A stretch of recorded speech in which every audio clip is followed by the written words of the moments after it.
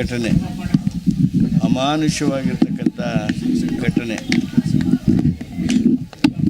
ಈಗ ತಕ್ಷಣ ಸಾರ್ವಜನಿಕರು, ಪೊಲೀಸ್ ಹಿರಿಯ ಅಧಿಕಾರಿಗಳು ಅವರು ಯಾವ ಕಡೆಯಿಂದ ಎಂಟ್ರಿ ಆಗಿದ್ದಾರೆ, ಯಾರು ಪುಣ್ಯ ಮಾಡೋದಕ್ಕೆ ಬಂದಿದ್ದಾರೆ, ಅವರು ಮೇಲಿಂದ ಬಂದಿದ್ದಾರೋ ಹೇಗೆ ಅನ್ನೋದ್ರ ಬಗ್ಗೆ ಅವರೆಲ್ಲ ತನಿಖೆ ಮಾಡ್ತಾ ಇದ್ದಾರೆ.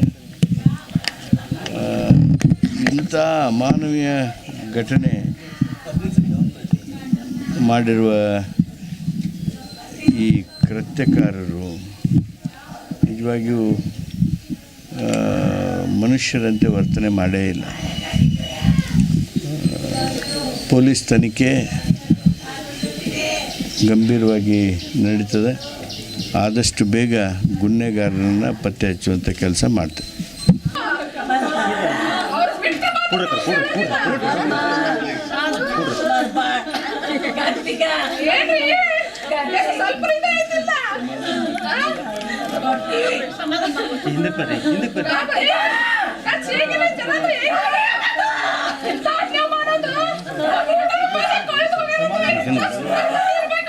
ಮೊಬೈಲ್